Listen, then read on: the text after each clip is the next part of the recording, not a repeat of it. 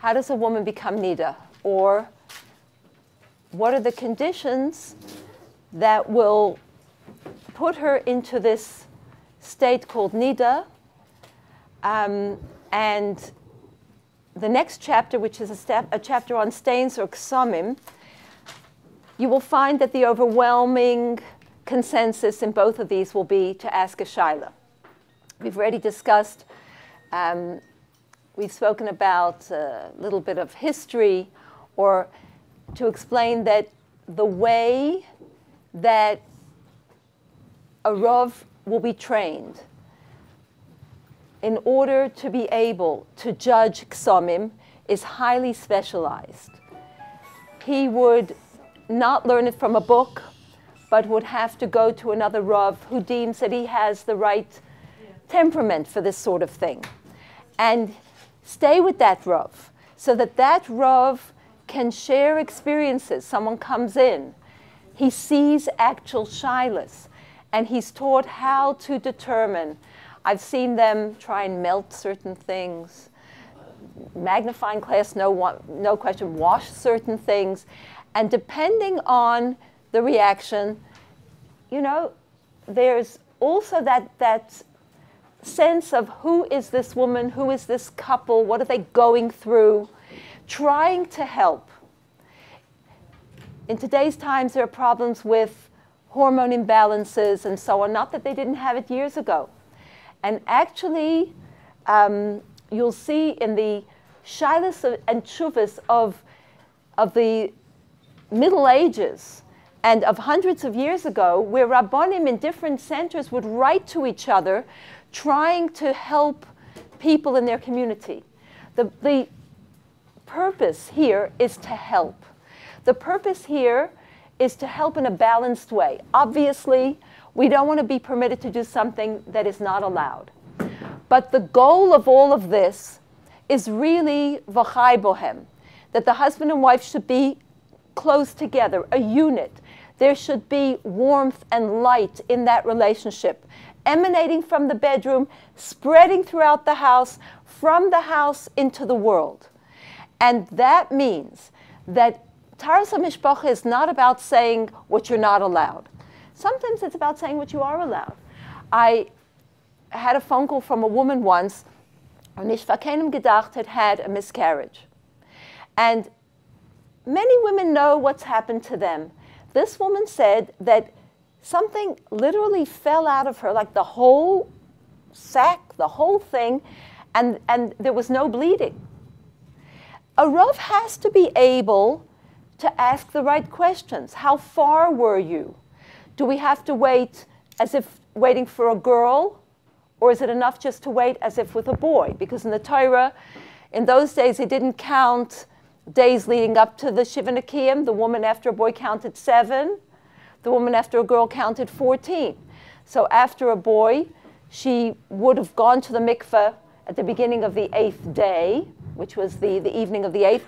And in our times, it would be applicable in such a case if there was, chas v'shalom, this sort of occurrence, a miscarriage, and it was far enough that there would be a differentiation whether it was a boy or a girl. She has to know she can't be toivel till the night of the 15th if there was no bleeding or very little bleeding. Do you see what I'm saying? We have to know how to ask the shaila. We have to bring all the information. But it's up to us to ask and allow the Rav to carry us. And once it's on his shoulders, whether he seems to be makil in your eyes, how could it be? A woman brought me something. They didn't want to go to the Rav. They brought me to see it. I said, I really don't know about these things. Please, please, please. Okay, I took a look. To me, it looked like there's no way. Took it along to the Rav. I said, look, I'm not sure. He said, it's fine. Okay. Try and think positive. If you have any sort of question, try and understand that the Rav is part of your Avodas Hashem. That's what you need to do.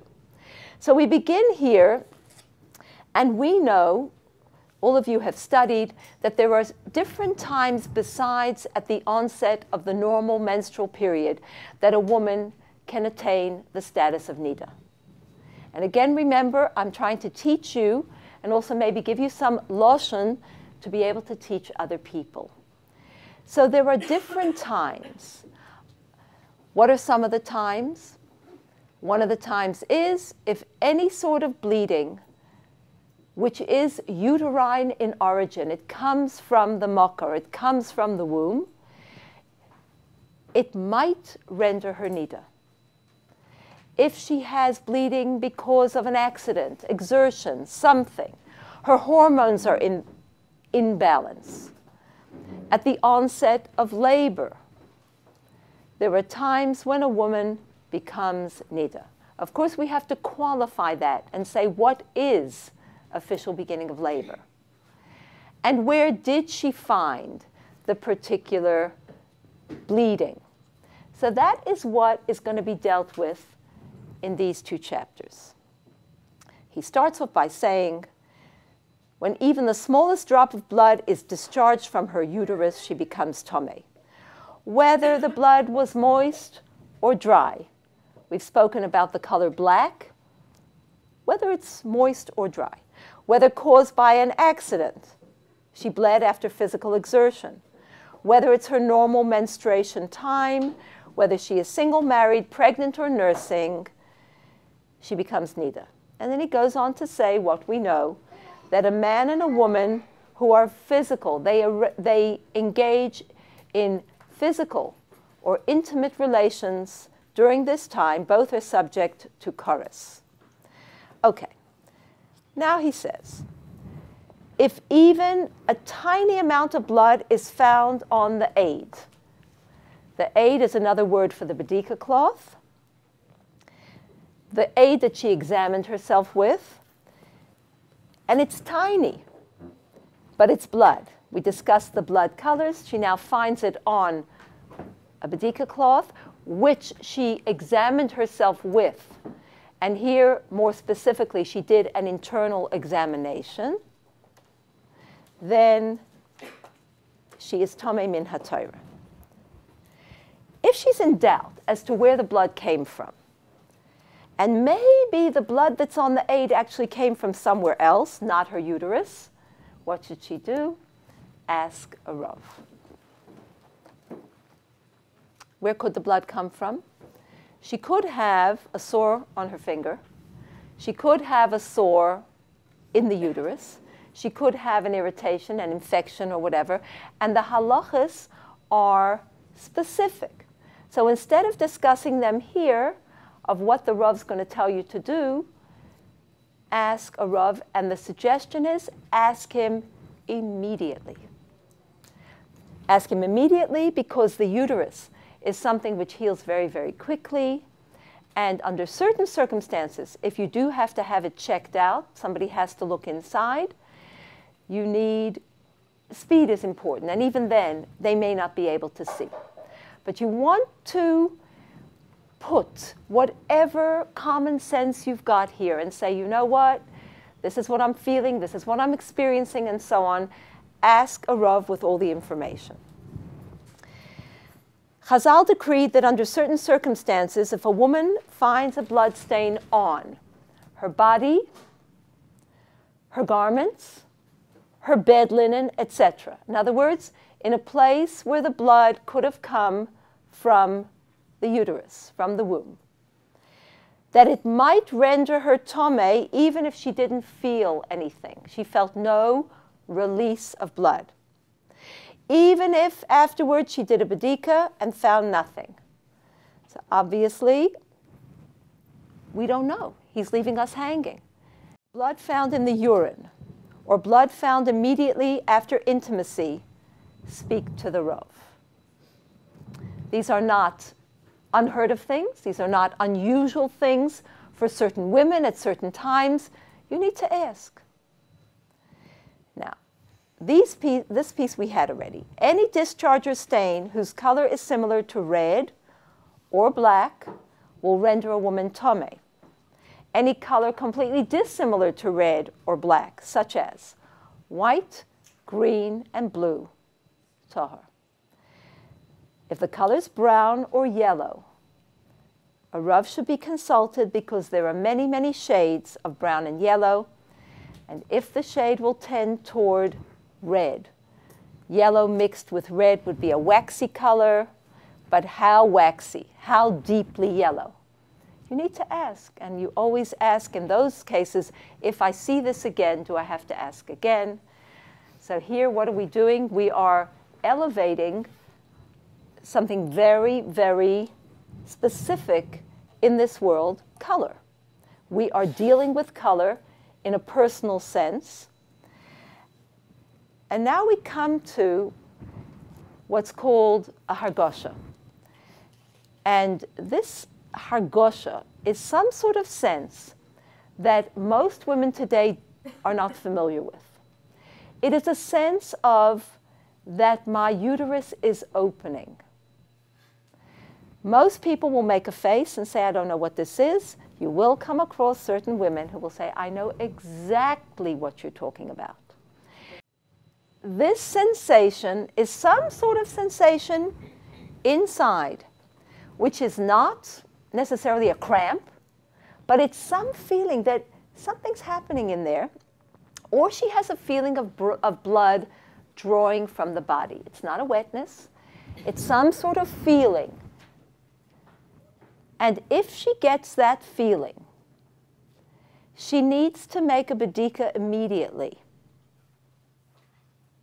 Some women know that feeling as what's called a bodily symptom, veses haguf, that when they get that feeling, they know that in an hour, in 15 minutes, in an hour and a half, their period's going to be there. And these women might be regular. We're not talking here about calendars, but they may only need to watch out if that's the only symptom they get and it's constantly and no period comes without it and so on. That might just be their bottom, not no period comes, but they establish a cycle and so on. That could be their siman, their veses haguf. Now, if you examine yourself when you've had this sense, and you try to examine yourself immediately, there are one of three things you might find.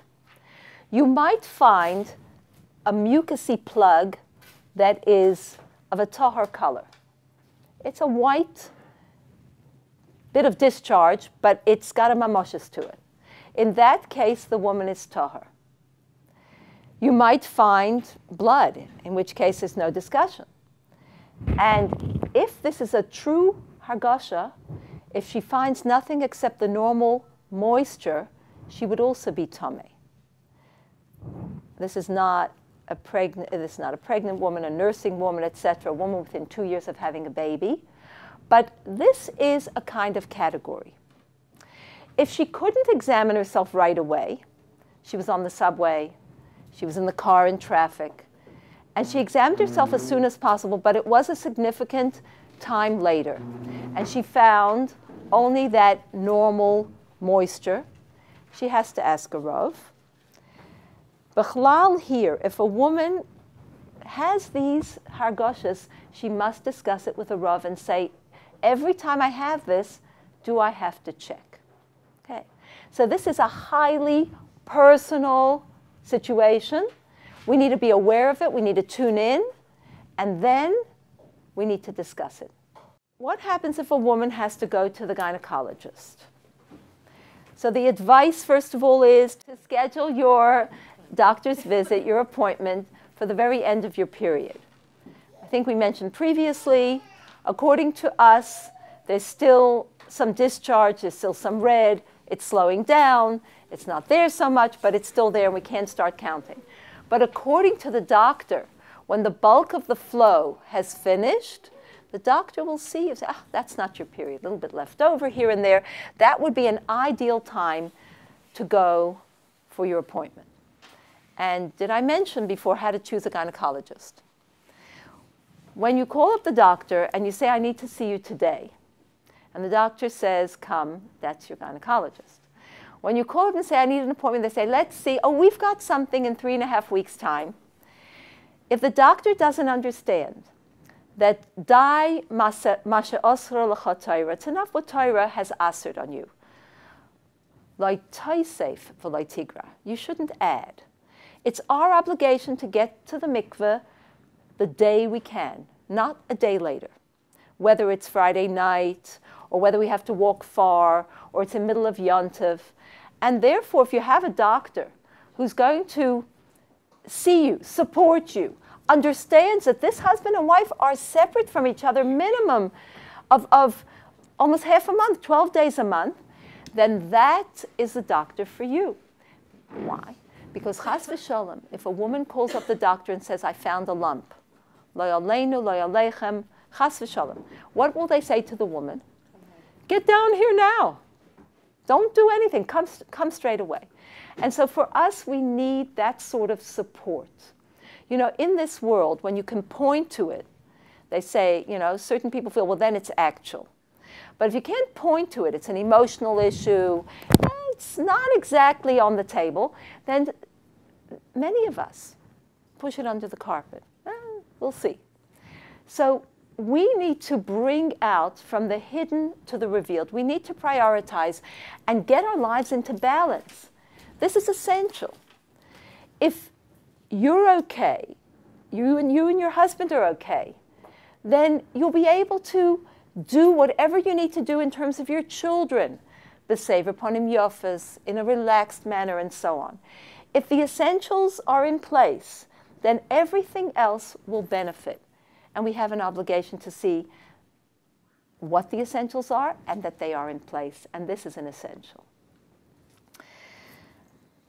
When a woman has undergone an internal gynecological examination, when an instrument is used, so we were taught how wide and how deep and ask questions and so on. And here he just says she has to ask a Rav if she's nida, even if she examined herself and found no blood.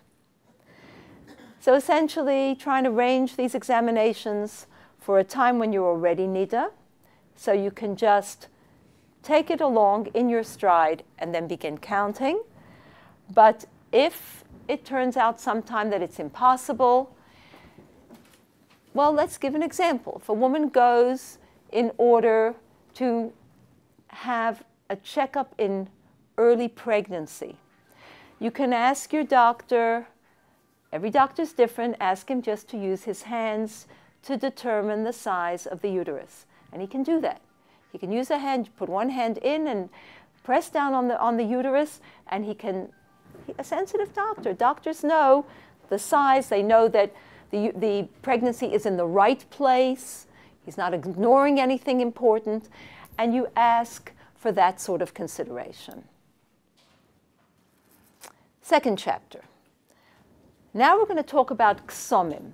There's a difference between finding blood, which can be even a dot on a bedika cloth, which is called a mare, a sighting of blood, and a kesem, which is actually a stain you find, whether you find it on the bed sheets, on your undergarments, or whatever.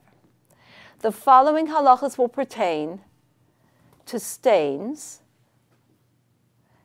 that a woman found, not that she examined herself or she wiped herself. The wiping is also in another category.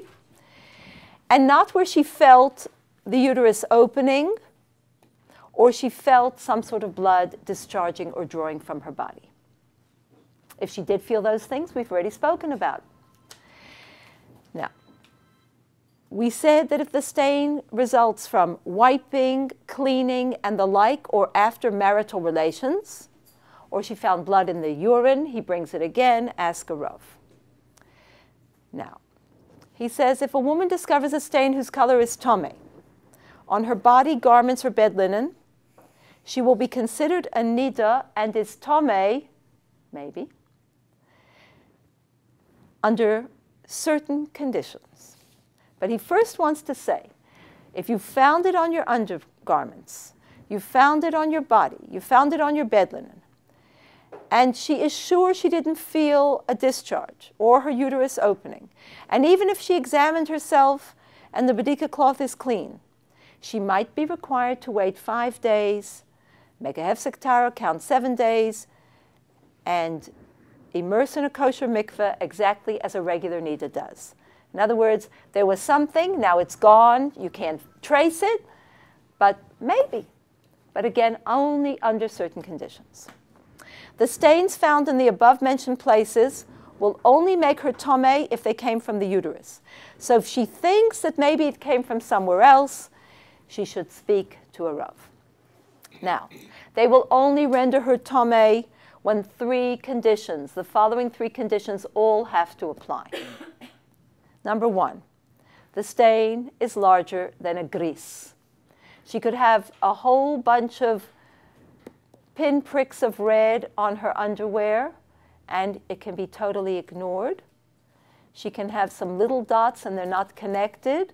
They could be very red. Would you believe she could ignore them?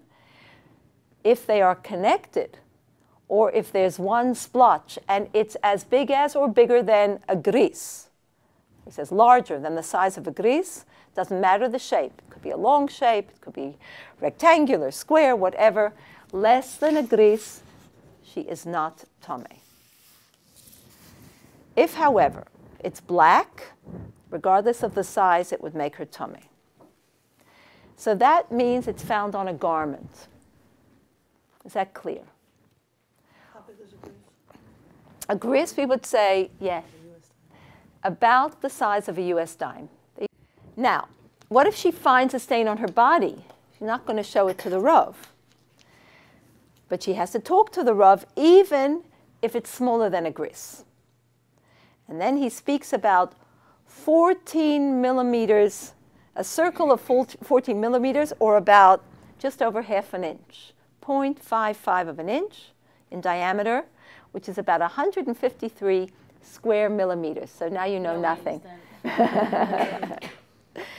We understand money, so how do Money! money. Yeah, that's it. So number 1, it has to be a certain size. Number 2, it has to be on something that's makabel tumah. If it's not on something that is makabel tumah, like on the ground, then no matter what it looks like there, it's on the ground. Unspun wool, raw cotton, a flat piece of paper, or on a cloth that's really small. He says 60 by 60 millimeters. It's like really small. Then she is tahor. If it's found on plastic or nylon or anything synthetic, ask a rav. But if it's found on something that is makabel tumah, such as on a garment, certain vessels, or other things, what's the unterste here? Do we know? Ask a rav. Okay. You'll feel better if you do. The strange thing about not asking a rav and then not having anything to show, it starts to play on your mind afterwards. And that doesn't go away. So man darf sich annehmen mit koyach and do what you have to do when you have to do it, and to know that the rav might be able to help you. So number 1 has to be a certain size. Number 2, it has to be on something that is makabel tumah. And number 3, it has to be on something white. If it's found on a colored object, whether the object's red or another color, she's tahor. Hence, please wear colored undergarments during the days when you're not counting. Chazal advised that we should do this, and that would avoid the problem of stains. And then here's something that we hope we're not going to get into, but if the garment is multicolored, and white is one of the colors, and the stain is found only on the white part, and it has the above conditions, then she would be tomei. If it's found only on the colored part, she would be tahor. If it's found a bit on this and a bit on that, she has to ask a shaila. So you see, you ask a shaila. And then he says, that which has been stated above, that the woman is tahor when the size is smaller than a gris, found on an object which is not makabel tumah or on a colored garment, only applies if the woman didn't wipe herself with this thing. In other words, she just found the stain on them. If she wiped, he says here, if she made an internal examination or even just wiped herself, she has to ask a Rav to find out whether she's nida or not. It was if all these little tiny things want a bedika, it would be different, right? Exactly. Even if one of those tiny things is on a bedika, Right. then, and it's red, I mean, you don't have to ask the Rav. It's a question of that it's not red that you can ask on a bedika cloth. And then he says the good news, that even if the above three conditions of size and the thing is makabel tumah and that it's on white, she still might be tahar. Because maybe the blood's not coming from the uterus. For example, she has a wound or she's handling something bloody like liver. It's very complex, however, so ask a Rav. Examination before marital relations. A woman who has a regular menstrual period, so we need to know what is regular. So even though we're going to talk about examining, we're going to put it into a category of that when a couple is first married, they should do 3 examinations the first 3 times after there's no longer bleeding.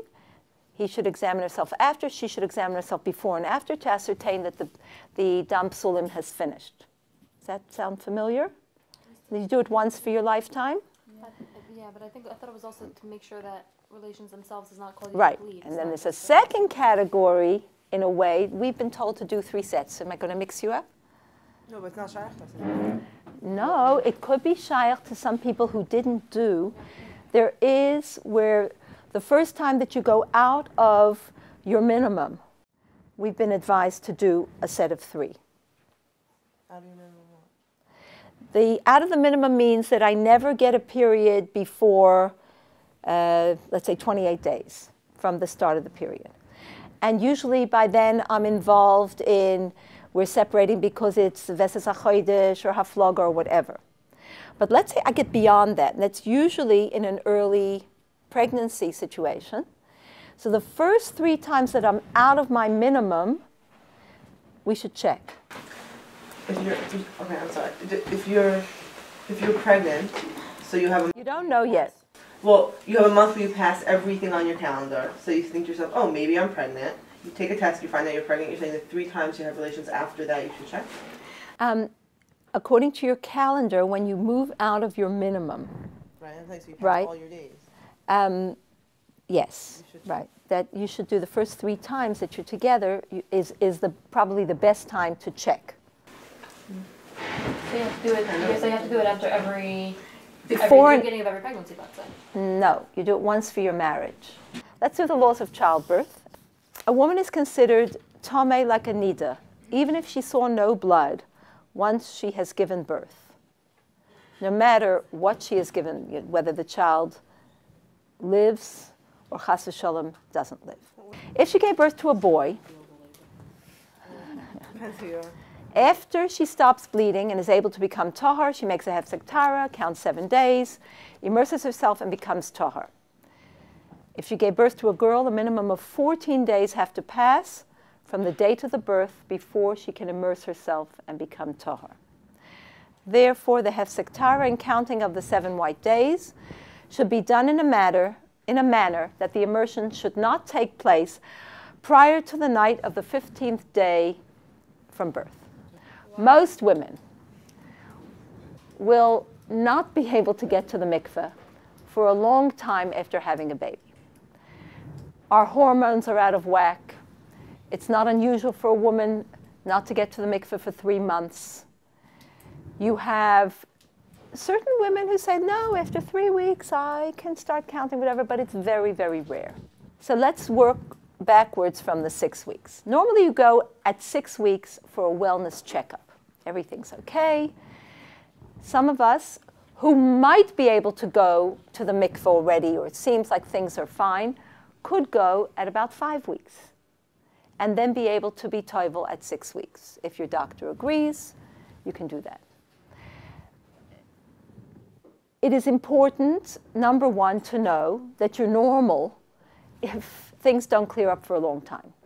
This is not just the initial wound or where the placenta was healing. These are our hormones. And obviously the Eibishter will tell us and give us a personal plan as to when we can go. On the other hand, you might have other things that are causing the bleeding. You might have an erosion, which means that a bit of the uterus, so to speak, has been pushed out. The cervix itself, or the neck of the womb, has a little bit of something which has eroded, or that the cervix has been pushed out a little bit or whatever. It needs to be checked. Something like that might need to be cauterized. It just gives a little bit of bleeding, and then you have nothing, and then 2 days later there's a little something. So don't just leave it for 3 months. Keep in touch with your doctor. Ask if there's anything physical that can be seen which is actually causing this spotting. On the other hand, stress is never good, and we need to see that we take care of ourselves in a way that we can come back into balance. I might put in a plug for the way we eat. A lot of our food could be pumped with hormones, and it is wise for a person, especially a balabosta, to become sensitive to the additives and the preservatives and the emulsifiers, etc., which, when a sensitive person takes it in, might affect their balance. And not everybody is sensitive, but we believe that 20% of the population is highly sensitive, another 20% is semi-sensitive, and about 60% not so sensitive. Research has been done. And we're talking here about a sensitive nervous system. We're talking about a sensitive physical person, which manifests in people who weep easily and so on. So treat yourself more sensitively and take care of yourself in this area.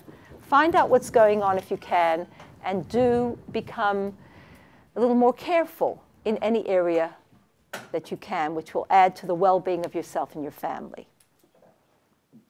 When a woman, chas v'shalom, miscarries, and we don't know whether the fetus was a boy or a girl, if the miscarriage took place more than 40 days after conception, she may not go to the mikveh till the night of the 15th, since it might have been a girl. So that's what we do. Again, you'll ask a Rav. If she miscarried within 40 days, then what she is carrying is not considered a fetus to render her tomei, as in after giving birth. Instead, it's like she is nida, even if she saw no blood, because Chazal taught that the uterus cannot open without emitting blood, even if we don't see it. Again, anything that happens of this sort, you would consult. There is such a case brought down in halacha that if she had a C-section and the blood came only out of the abdomen, the mother's completely tahar. We don't usually hear of that. And now about labor. When does a woman become nida when she enters labor? If she bleeds, there are 3 ways that labor has started. Either with bleeding, regular contractions, or that your waters have broken. You say water in this country? The water broke, and we say the waters broke. Okay. Now, if she had a show of blood, there was a discharge of bleeding, she is nida. Obviously, we have all the surrounding circumstances. Is it time for the baby to be born? Where did she find the blood, as we've just spoken? Secondly, if the water breaks, is that how you say it? Or something. Yeah. The waters break, guys. Then she becomes nida. Why? Not if it's a high leak. I'll tell you what we were told. We were told that within 24 hours you're going to have that baby. You are now, as it were, in active labor or imminent active labor. This is going to put you into labor. If it doesn't put you into labor, then your doctor's going to put you into labor because of the risk of infection, chas v'shalom. You are open to infection. And therefore, there is such a thing as a high leak. You can have like a little drizzle of water, and that can repair itself. That's not considered the water's breaking. But if it breaks with a gush, then within the next hours, Emir Hashem, you will be holding a healthy baby with an Eibishten's heel. And now is the time to get moving. The third one is more the question, regular contractions. So when do the regular contractions render you nida? So we're told that if the pain is so strong that here he says that you have to lie down with the pain. Today's times, not everybody lies down. Maybe they sit up. So if it's a pain where you can't walk, you have to lean against the wall, you're walking but you have to stop. It's such a strong pain that we feel that probably there's some blood being discharged as well, and this would then render her nida. What happens if she gets contractions, and they're very, very strong, but then they go away? So she has to ask a Rav. But while she has those strong pains, she should consider herself nida. That doesn't mean that if it's an emergency and husband has to help you and there's nobody else around, we do have those cases. So it is advisable that during the pregnancy, the husband and the wife find out what could happen and how should they act during that time. Or if the woman has a coach with whom she's been learning. Your coaches here in Crown Heights are wonderful. They know everything backwards. And call her quickly, and if she's available, she can guide very beautifully. If it's on Shabbos, or who can go into the ambulance, and what can you take with you, and the whole story. But, you have a couple of months to prepare yourself. You should prepare yourself in this area as well. We haven't spoken about what if a woman needs to go to the mikveh in the middle of Yontif. And back home, they like you to ask fresh every time. And there's a paper that the mikveh gives out that you need to go and get if you have to go in the middle of a Yontif. They want it to be fresh, because it could be that a woman does this once in her life. It could be she does it once in 7 years. And they want you to know exactly what you can and you can't do, so this is the style. But what are the things that we need to know? You need to prepare yourself. There are two things we want in mikveh preparation. One is the benefit of daylight. The other one is proximity to mikveh. So first, let's start by saying, what if you're going to the mikveh on Motzei Shabbos or Motzei Yontif? Let's say Yontif is a 3-day Yontif. You prepare totally on Wednesday. Totally. And then you would re-prepare on Motzei Shabbos. That is the best way. You prepare totally on Friday. You re-prepare on Motzei Shabbos. What if you're going on Thursday night or Friday night? You prepare totally on Wednesday. You don't put on makeup and so on. And you re-prepare, as it were, by using cold water, by using dental floss that's cut already, by using a dry toothbrush, and trying, to the best of your ability, using your hand to try. And if it's the middle of Yontif, of course, you can use water. If it's on a warmed water. And Friday night, obviously, it is what it is. You try your best to stay away from sticky substances. Put on gloves when you deal with food. You comb your hair totally. Hopefully it's short. And you comb your hair totally before, and you pin it into place. And you do your best, but that you should go to the mikveh. What's the story with pap smear? Okay, so a pap smear essentially is a swab, or taking a sampling of the cells of the cervix. In other words, you know that your uterus is like an upside-down pear. And the cervix is like the neck of the pear. It sticks down. And for women's health, a woman should have those cells checked, depending on her age, some women every 6 months, some every year, some every 5 years, whatever your age is. And the older you get, the more often you have one, or if it's something chas v'shalom in the family, check with your doctor, see when he likes to do it. Try and have that done in a time when you are nida. However, if it turns out that you had it when you were not nida, you're not mechuyev to make a bedika, and if you don't see any bleeding, but it's a b'di'evet, if it happened, l'chatchila, you should schedule your pap smear for a time when you were nida. Yes, well, basically, if a woman goes on to hormone replacement or whatever, it's one thing. Many of us don't like to do that. So there are different things. You need to attend to it. I mean, people after menopause or whatever could bleed every time they're together. But it is from a wound. And it has to be ascertained. You have to check. You have to see. You don't have to check every time. And you have to try and deal with it. So there are many medicines that are not hormone replacement, as it were. Some are creams. Others are a pill that you put in or whatever. And you need, again, it's a matter of maintaining yourself, asking the shaylas when you need to ask them, and trying to find what's the best way of dealing. I have one more question. Do we tell Taharas, women, there's a minimum time for a bath before preparation of the mikvah? Do you give it actually a time, or you just say, this is the preparation?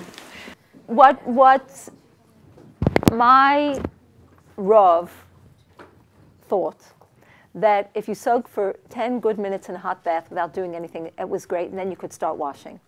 Here, the idea that sit in the bath and do everything in the bath and it should be half an hour, that idea was put out.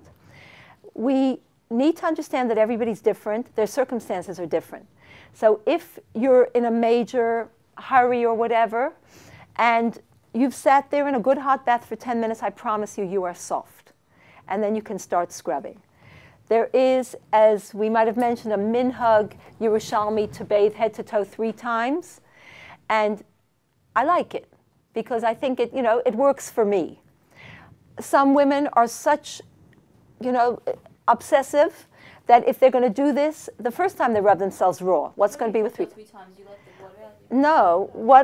What you do is that you soap yourself up from head to toe, carefully going through everything, rinse off in the bath. Stand up again and do the same thing, head to toe, rinse in the bath. Then pull the plug out, soap up again, and stand under the shower. You're dry. What? Your skin will get so dry. Your skin might get dry. Then you put on cream or whatever. But every woman needs to feel her way of doing it will be fine. What is the goal? The goal is that we have nothing sticking to us, we have nothing hanging from us, our scabs are totally soft, no discharge is left in the ears and the nose and the mouth and the eyes, between the legs and any of the openings, between the toes, between the fingers. We give attention to every millimeter of the body. And we want it to be soft. And we want, to be rinsed off from the dead cells and the residue of soap, etc. And I mentioned that I was in Russia. They stood only under a shower. That's what they had.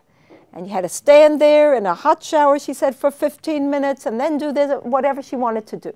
So know what the goal is. And don't get uptight. I really have to go, but I've only been in the bath for 22 minutes. You know what? In your mind, you probably were careful in cleaning the whole week. In the morning, you shampooed your hair in the shower. It all does add up. Okay. Yeah. Catherine, you said that b'di'evet, you should plan your visit when you're nida, but b'di'evet, if you had it, it's okay. So what if you planned it and you got clean earlier and your visit is for the next day, and you can't change it for whatever reason? Should you start counting after your visit, or should you count when you can get? I think you should start counting, absolutely. And you thought so too, right? What the college teachers tell you is that when you go to the doctor, just if it's a Jewish doctor and a firm doctor, you ask, was there blood? And if they tell you no, you can rely on them.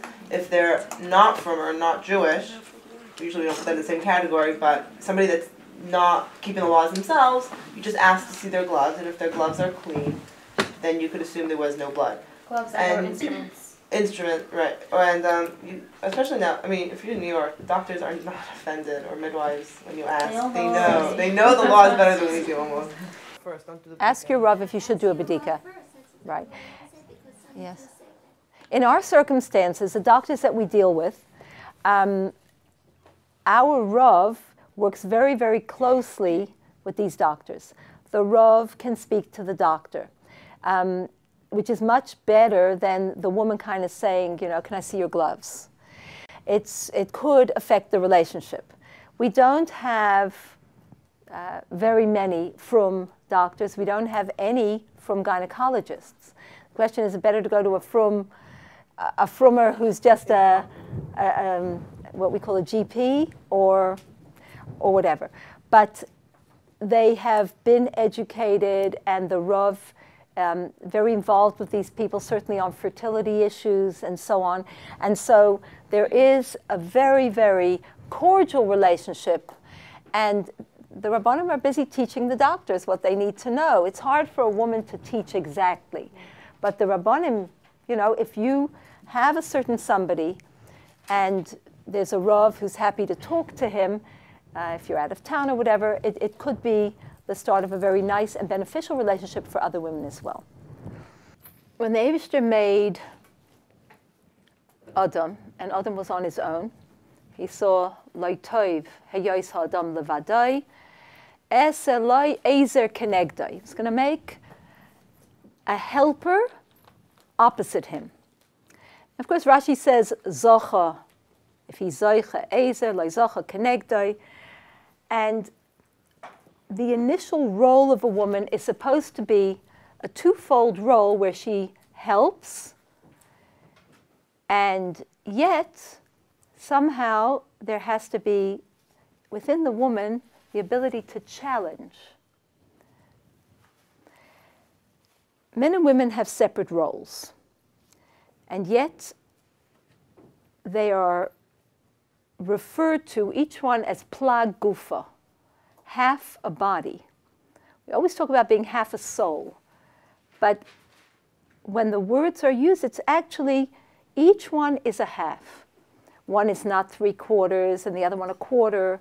One is not 2/3 and the other one 1/3. And the Rebbe points out that in a body, different parts have different functions. The mind has its function, the heart has its function. And he compares the man to the mind and the woman to the heart. And he says, so the question is asked, it says there that when the Eibishter made Chava, and then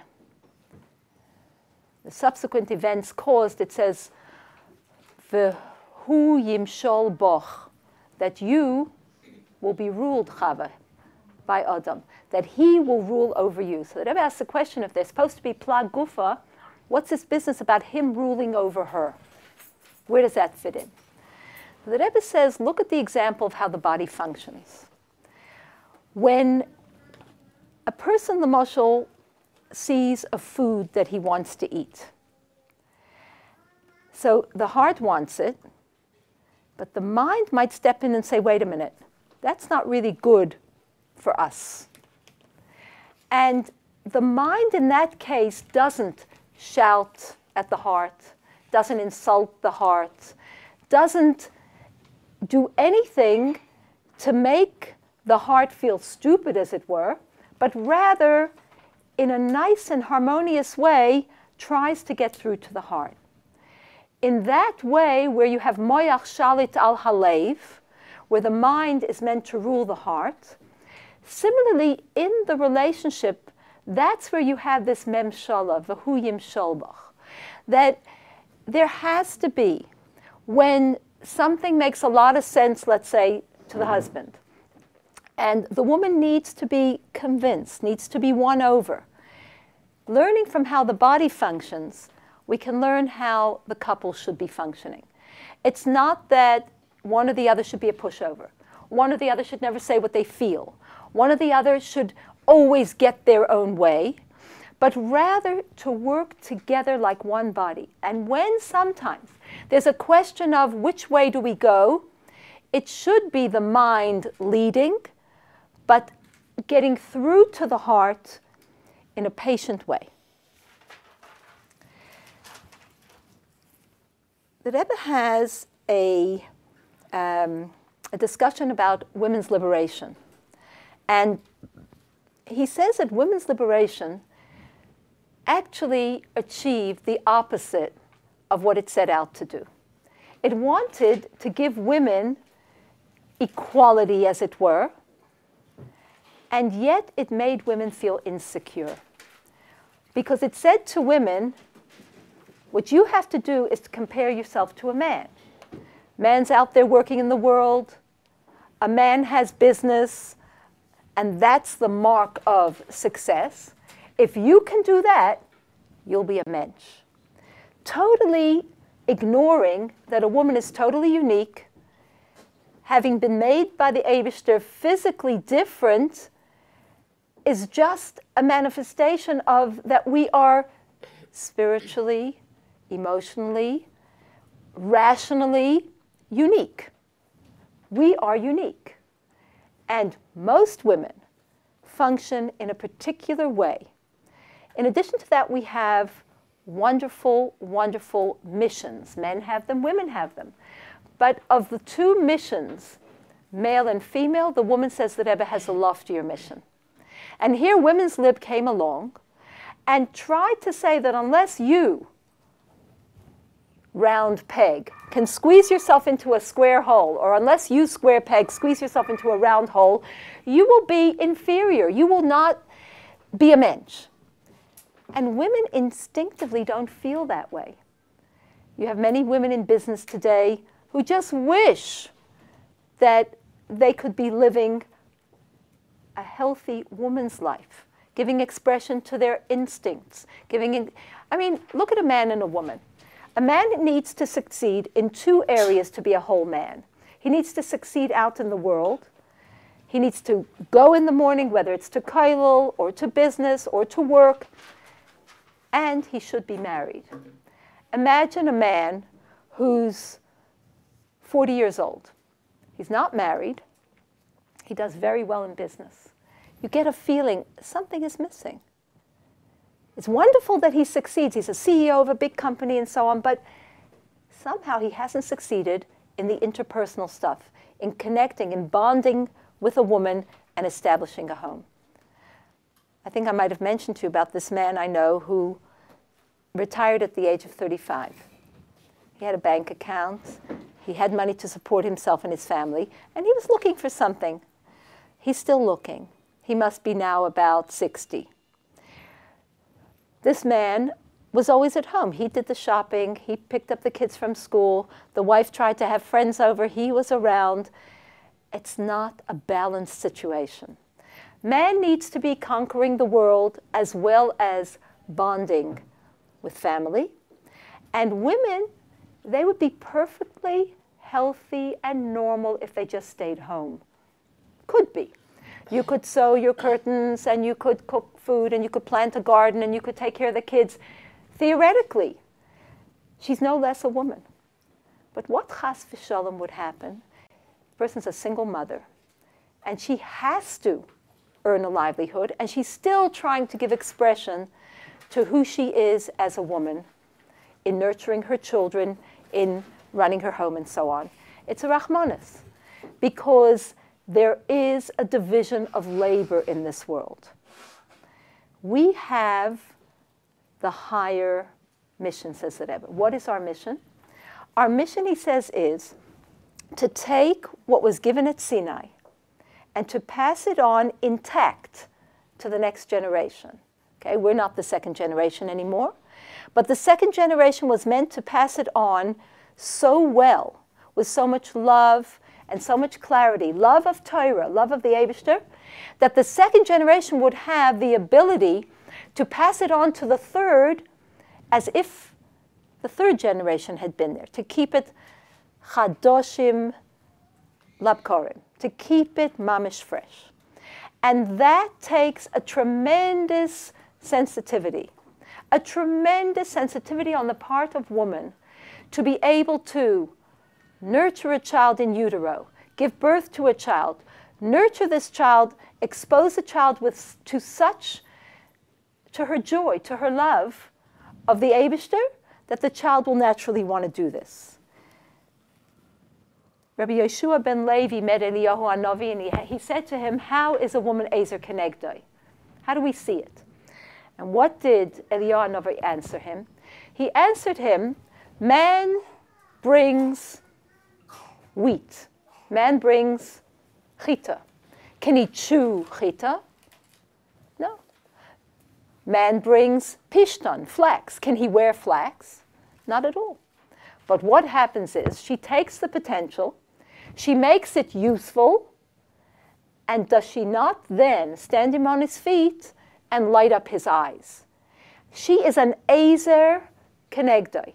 She helps him and she matches him, but she's not him. She's not like him.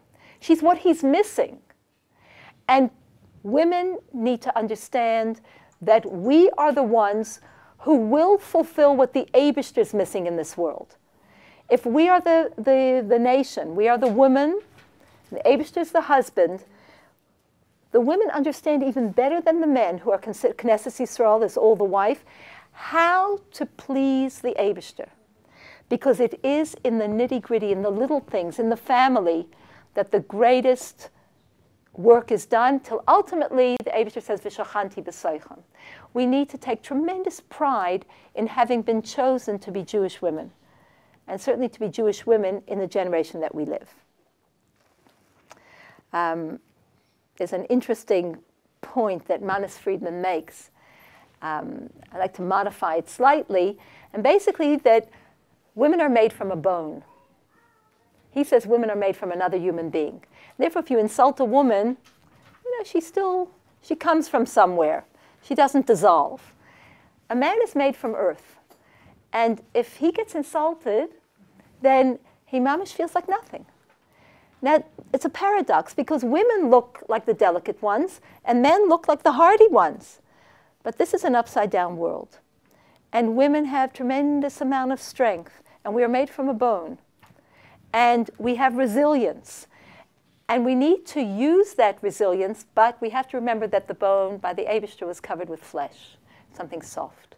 So although we have firm things that we need to achieve, the method that we need to achieve it, the Rebbe keeps on encouraging us, has to be in a soft manner. We can be heard if it's done with the wisdom of women. We cannot be heard when it's done with shouting and screaming and insisting and pushing. That's not our tool. And the Eibishter made us in a special way. If you look in Ma'aseh Bereishis, you look at the way he made the woman. Man was created through creation. Vayivra Hashem Elokim es ha'adam, something like that.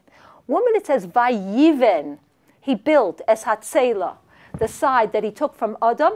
He built it leisha, to be a woman. And the Rebbe points out, look at the word vayiven, and he built. He built us. He built her with bina, the word vayiven and bina from the same root. Livnais bayis b'Yisrael. That's the mission. And he put into women, into the way he built us, extra bina. Men have it, but we have bina yasera. That we should be able to do what?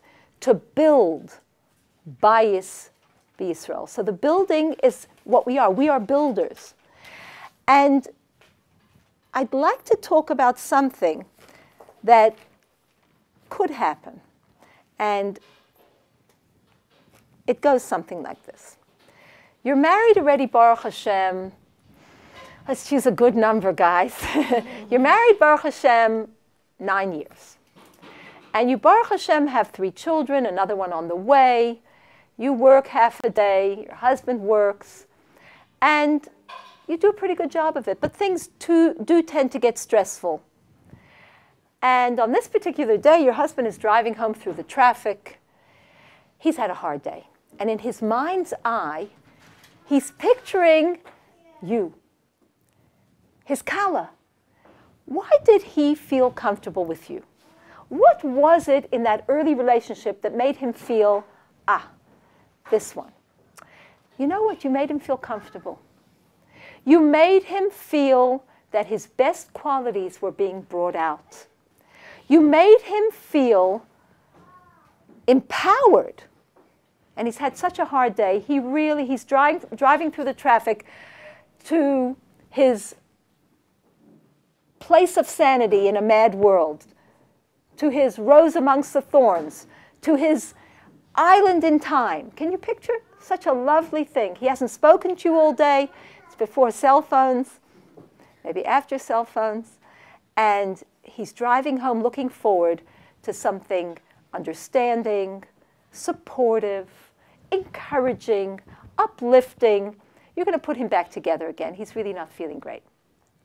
Meanwhile, you're in the house. You've been with the kids. It's already 6 o'clock in the evening. Your leg is throbbing. You have a meeting to go to at night. One of the babies broke something. The little guys won't do their homework. You're like waiting for some adult reinforcement to arrive. You're picturing your chassan. The chassan, you know, he was so reliable, dependable, caring. He had such a good listening ear. You could really use him right now. And then the doorbell goes. And you go along to open the door. And eyeball to eyeball, it's not the chassan and the kala. You're feeling about 13 and a half years old. He's feeling about 13. And two children are looking eyeball to eyeball. Two needy children. You see, when you get married, I'm not finished, you think you're marrying a man and he's marrying a woman. What's a man and a woman? Equals, strong, okay, confident, secure. People don't realize you're going to marry a child and he's going to marry a child. Not a bad child, but an incomplete adult, as well as a beautiful child who still has dreams and hopes, who still has all kinds of wonder at the things that happen. And the question is that when he's feeling like a child, what does he want? He doesn't want that woman. He wants a mother. So in the marriage, you need to be a mother, a woman, and sometimes you're allowed to be vulnerable. And when you're feeling vulnerable, hopefully he can kick in and be the daddy. That reliable, doesn't matter what I'm feeling, let me tell you what you're feeling, tell me what you're feeling, and so on. So in truth, we come into the marriage with, and we do marry, 3 types of headspaces. We have the mother, father, which are the nurturers. We have the adult, as it were, and we have the child. So let's take the example now. Eyeball to eyeball are 2 children at that door. People are needy. And the question is, who goes first? And I'm going to say it here unequivocally.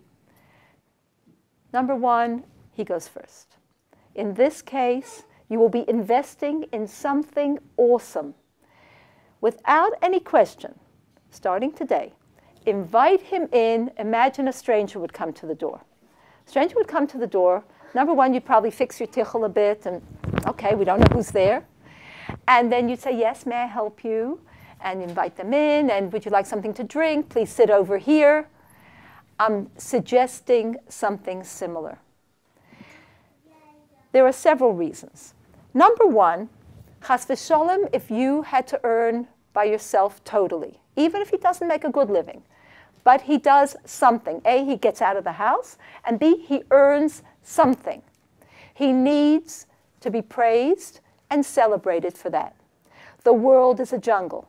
Wives are expensive. What a bacher has to spend is not nearly what a family costs. He needs to be encouraged. Out there, there's somebody looking to take his job away from him. He has to be on absolute best behavior when he's out there. By the time he comes home, You have to welcome your hero returning from battle and understand that as much as you do things for him, this is a big one. I was in Australia. It's 20 years ago. I was on a lecture tour. And we had one session called, it was Workshop Should Husbands Help? And there was this woman. And she said, of course he should help. She was very aggressive. And I said to her, why? What does your husband do? I mean, you could see the anger. She says, what do you mean, what does he do? He goes to work. Oh, I said, he goes to work. What do you do? I'm home with the kids. And she was stuck at home. You could hear in her words that you know what her husband does? In the morning, he puts on a beautiful suit, goes into a car, and drives to the office. The doorman opens the door for him, says good morning. He comes into the office, the secretary takes his coat. This is what she must be thinking. And brings him coffee, and brings him a few checks to sign. And then she says, it's time for you to go to your business meeting. It's a luncheon meeting. She helps him into his coat, and off he goes. And he has such a pleasant meeting over there. And you know, they agree to do business with him because he smiles so nicely. And they like him so much. Then he comes back, he has another little meeting, a few phone calls, signs a few more checks, and then he comes home. He's been lying on the beach. He's been absolutely chilling. He's been going for a massage. She has the babies, and she has to feed the babies, and she's stuck in the house with the babies. And I thought to myself, you know what? This is a matter of attitude. You need to understand, you have to look at someone else, as we're going to say soon what the Rebbe said to my husband and myself when we had a yechidus before we got married. This is not about what can I get out of this marriage. It's, number one, what are we trying to build together? And in the process, the wonderful things that I'm going to be able to do for someone else, which in turn is going to elevate me incredibly, the giving. And it's a chance for me to find out about myself, to come to grips with the parts of myself that I don't like, and to become the person I really want to become. But it doesn't come on a silver tray. So back to the door. Eyeball to eyeball are these two children. Now, when your husband comes to the door and you can show him compassion for doing it for us, for the family, whatever it is, and you have to think back to before you were married. Where would you be today if you didn't get married? And don't think you would have married somebody else. This is for you. Chas v'sholem, you wouldn't be sitting with these problems. What kind of problems would you be sitting with? This man has facilitated it. Of course, we're going to get to you as well in a minute. But let's give. Let's welcome this man home. And what is needed now to turn him from a child into an adult? He needs his mother. And the mother needs to welcome him in a way that A, any husband or father deserves to be welcomed, and B, in a way that's going to actually grow him back up to the size you want him. So, one guy needs to lie on the couch, another one wants a shower, the other one wants a drink, the other one wants to just sit in the study alone. Allow him to have space. If you can offer him, if you can help him, here's your slippers, here's your pipe, here's your newspaper, here's your drink, or whatever the story is, here's your easy chair. I will not give you any phone messages. I will not allow the kids to bother you. I'm not going to tell you about the list of things that needs to be fixed in the house. You deserve welcome home. We mentioned what it says in the Gemara, Chosen Kala, Chosen Doimel Melech. How long will he be a melech? As long as he treats her like a malka. How long will she be a malka? As long as she treats him like a melech. This is Chachmas Noshim. So you welcome him in at least like a stranger, and you allow him to have space. And I promise you, one guy it takes 10 minutes. Another guy it takes 20 minutes. Maybe on a tough day it'll take a little more. But within a short frame of time, your chassan will come home. He'll be rolling up his sleeves. He'll be coming into the kitchen to say, you look tired, what you wanted to hear at the door. What can I do to help you? And remember about husbands helping. They need to be given one job. Then they need to be thanked, praised for what they did, and be given another job. Usually we think, oh, he's an adult. Can't he see what's going on? Do something. No, he's not a woman. Give him one job. You're drowning, but give him one job and then thank him for doing that job, and he'll say, what else can I do? So it's just a bit of, like mother to daughter kind of information. Another thing we need to remember is that the person on the outside needs to be welcomed back in. I don't know if I got to it in the chinuch class, but even if your child has gone to play at somebody else's house, and you're snowed under, and they're coming in, oh, Baruch Hashem, you're here, come do da. Even if they're comfortable at a friend's house, you have to be on company manners. And when you come home, that's where you can take your shoes off, open the fridge, sit on the couch, do what you want, and there needs to be a space of time to be reintegrated into the safety of the home.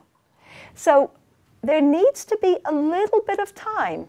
Oh, wonderful, you're home.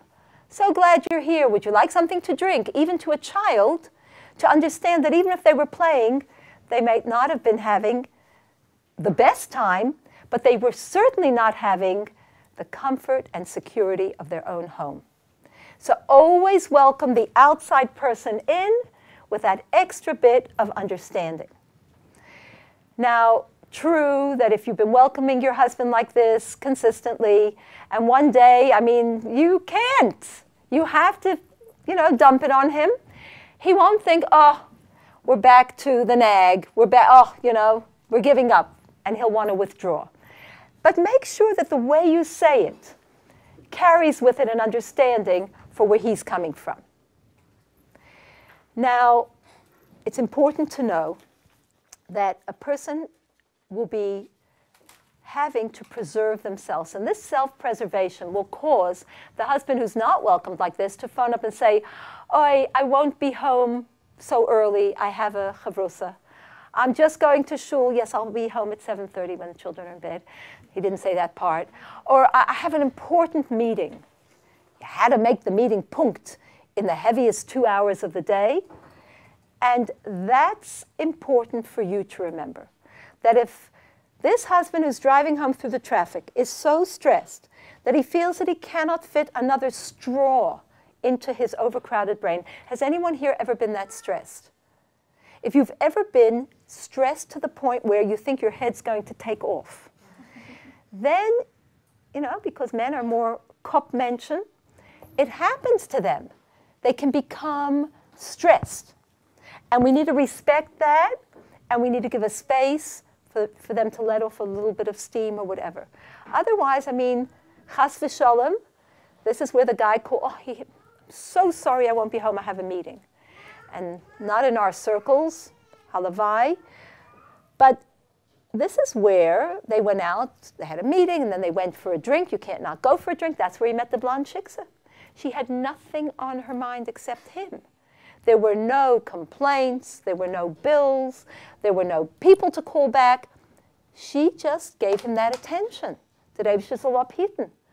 And unfortunately, it has happened in our communities, not exactly like that, but similar, that when the husband wasn't listening, somebody else was listening. The internet,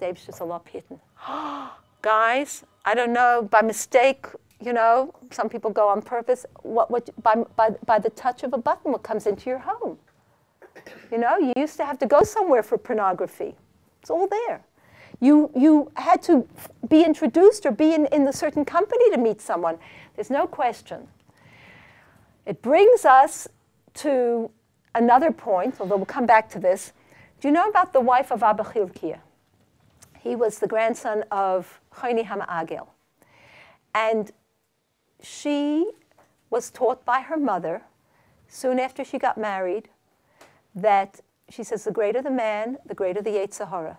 Make sure your husband never has cause to look elsewhere.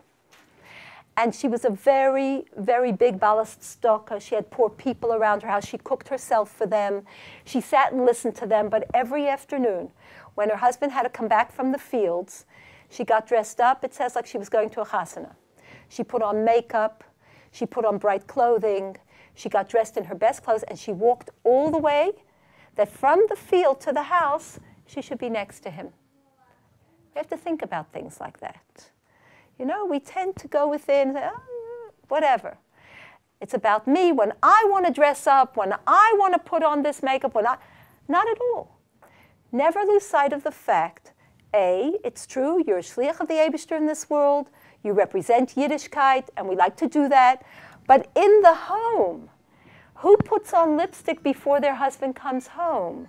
Who wants to make sure that they're wearing an extra nice or extra new tichel or whatever when their husband comes home, or maybe puts on their sheitel? Important things to think about. Right after the Rebbetzin passed away, we had occasion to meet good friends of the Rebbetzin. They were the Weingartens, Louise Hager's parents, and they were touring in South Africa, Punkt then. And of course, it was a shocking news, and they were heartbroken. And for that Shabbos, they came and spent Shabbos with us. Rebbetzin passed away early on a Wednesday morning, late Tuesday night, I think it was, like 5:30 in the morning. And we had them for Shabbos. And on Motzei Shabbos, we invited all the shluchos. It was still in the Shiva.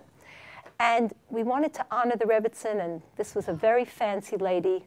She's already in Olam HaEmes, very refined, beautiful story of how they became close to the Rebbe and the Rebbetzin.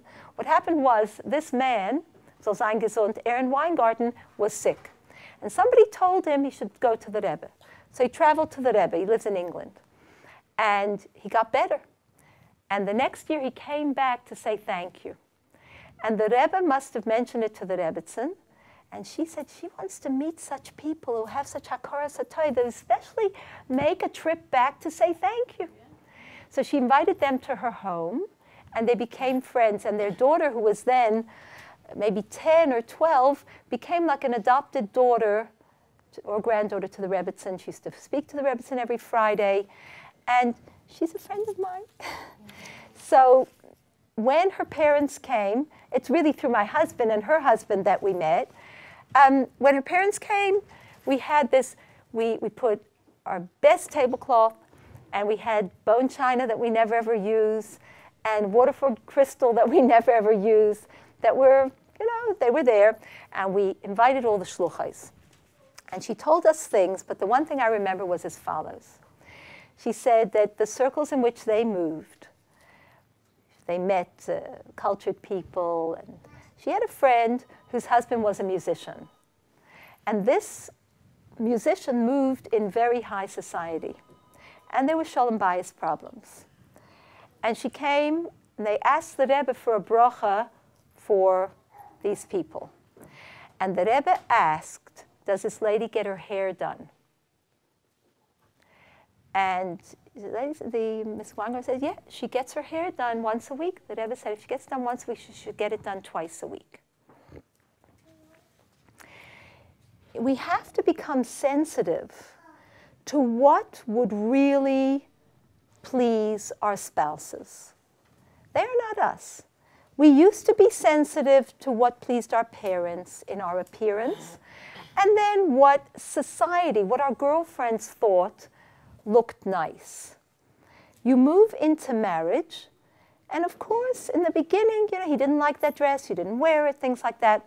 It becomes very important to tune in and see what makes him feel comfortable.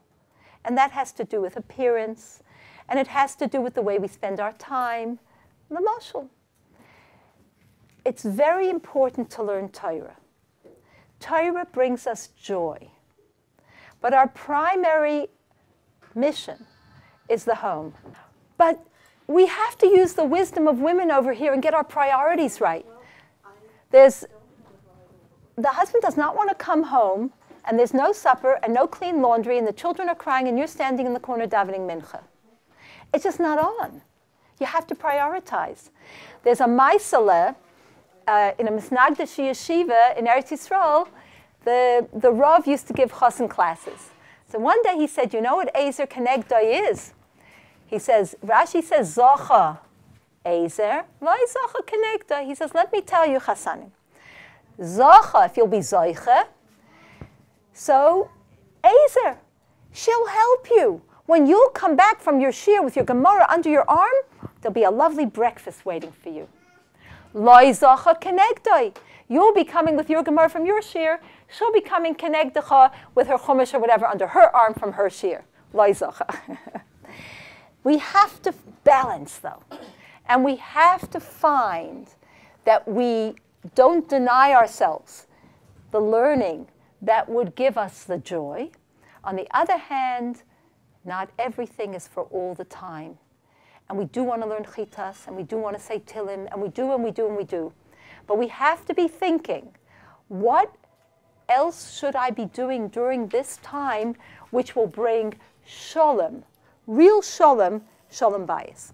If you have difficulty picturing your husband like a child, you know, you just can't seem to get that feeling, I suggest to my kalas that they get a picture of their chassan when he was 6 years old and picture him in that sort of way when you need to arouse a bit of compassion.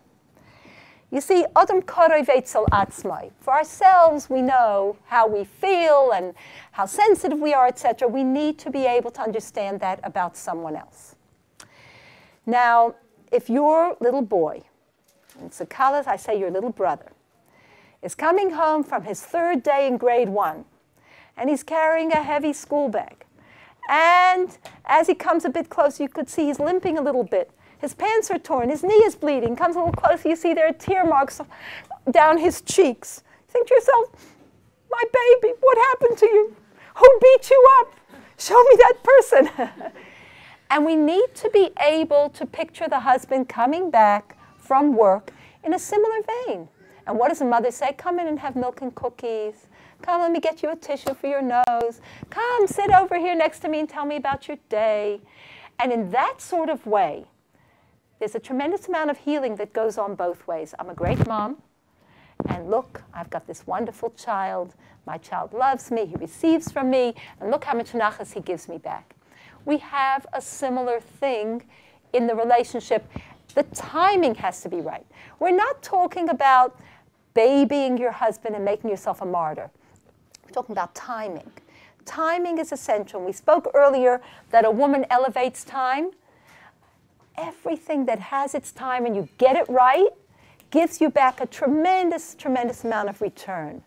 When you picture that the Eibishter in this world is also like he's the husband driving through the traffic, and he's had a hard day.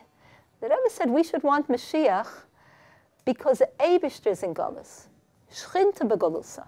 You know, sometimes we don't have such a conscious need, and other times we're yearning and in pain. He says, but the Eibishter is constantly in Golus. So the Eibishter is, as it were, driving home. He wants to get finally to the Geula through the traffic, and he's coming home to whom? To the very worn-out Bnei Yisrael. And we've got these difficulties and challenges and so on. But if we can just smile at him, if we can just realize that he's there, if we can welcome him in the difficulty and say, you know what? Welcome home. Come inside. Let me count my blessings. Then the Eibishter will turn around and manifest with extra brachas for us. So I'll just end, although there's a lot of pages here, and repeat to you, but just as an ending, that when we were about to get married, we were privileged to have yechidus, and my husband wrote many things into the zettel. And I know some of you were here. I'm sure I'd said it the first time. I like to say it all the time. And the Rebbe, and then my husband said, anything you want to put into the letter. And I was so in love. I mean, I don't need to put anything. Whatever you want will be wonderful. And then a thought occurred to me. How are we going to make our house a home? I was like blocked. We had beautiful gifts. We had fresh paint on the wall. But I didn't see myself as the kind of, you know, cook and that kind of thing. I could cook a little bit. But I saw myself more the intellectual type. When they had groups coming into Crown Heights, I was called upon to tell a story or something. We didn't live here. I grew up in Philadelphia, so we couldn't offer hospitality much. And I have this, like, how are we going to make our house a home? Let's get a bracha to have a warm home. And he wrote it in, although he told me afterwards he thought it was quite naive. And he wrote in whatever he wrote in, and we went. It was like a week and a half before the chasana. And now we're in the Rebbe's room, and the Rebbe is talking, and I'm absorbing nothing. I'm just so happy to be there, before your chasana, one more thing off the list. Like, it's a terrible thing. And I'm there, and it's wonderful, and we're there, we're getting brachas. What? I don't know. But suddenly the Rebbe said, was ihr schreibt wegen haben a warme Heim, and what you write about having a warm home. So now I feel so validated. And he said, zet zu machen warm bei jenem, wird bemele eich sein warm bei euch, wie es steht, ki ner mitzvah v'teure euer. I will repeat, I will translate, I will discuss. Zet zu machen warm bei jenem, wird bemele eich sein warm bei euch, wie es steht, ki ner mitzvah v'teure euer. See to make it warm for the other, or for others, and it will inevitably be warm also for you. As it is written, a mitzvah is a candle, and Torah is light. We came out of that, and then he gave more brachas, I don't know what they were, and now we're outside in the corridor of 770, and my chassan is excited. He said, we have just had a big schus. The Rebbe has given us a gem. If we ever have any problems, we'll know this is the answer. Now it was my turn to think, what? That's naive. What do you mean, any problems? I just asked for a bracha to have a warm home. No, he was so excited. He wanted to celebrate. It was like beyond. I was to grow up a little bit more. And 2 years after we were on the shlichus, there were plenty of students, girls in the one room after lunch, boys in the other room. And I thought, oh, the Rebbe said, see to make it warm for others, it will be warm for you. And it was helping me to adjust to living in South Africa. I felt very warm in the shlichus. And the years were going on. And Baruch Hashem, we had more and more hatzlacha. In South Africa, they liked coming to your house for Friday night. And we got good at it, although it took me time. And my husband, Zol sein gesund, is a marvelous host. There are two types of people.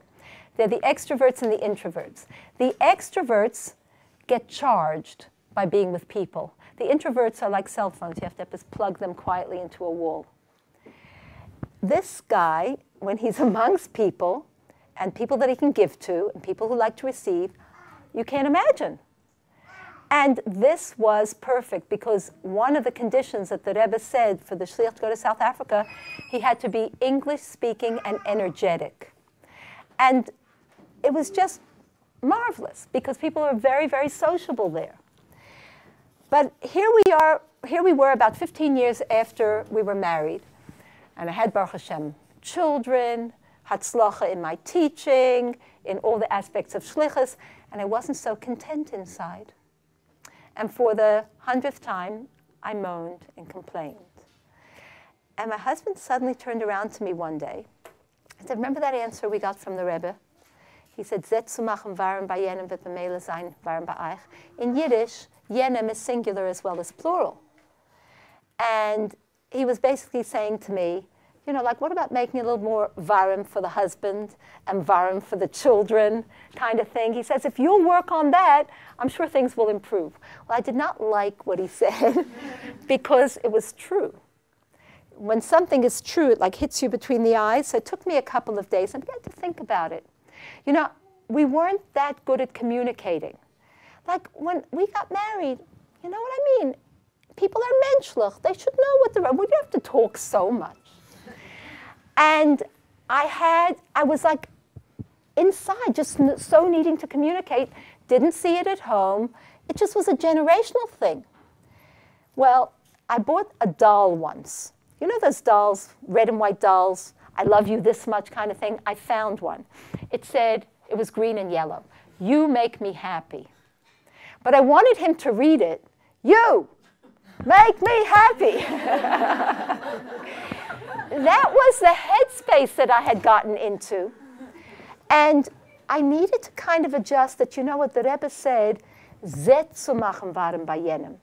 It doesn't just happen. He didn't just say, macht waren bei jenem, wird sein waren bei euch. It's work. Marriage should be called labor. And the biggest work is with yourself. See to make it warm for the other. What will make the other one warm? And that's a lifelong journey. Because for the other person, a whole different set of expectations. He wasn't raised where you were raised. He's not a woman. It's a different person that will complete you. So working in that vein of taking responsibility and getting support, talking to a mashpia, finding out how does it look objectively, because you're in it, you can't see it objectively, can help tremendously. But you know, we weren't raised like that. We were raised, keep your mouth shut, don't say anything. The more you talk, the worse it'll get, and things like that. But I've learned that there's certain cans of worms that should be opened. There's certain things that you carry around which another person just listening gives you the belief that you can do it, gives you a little advice as to how to make it nicer and better.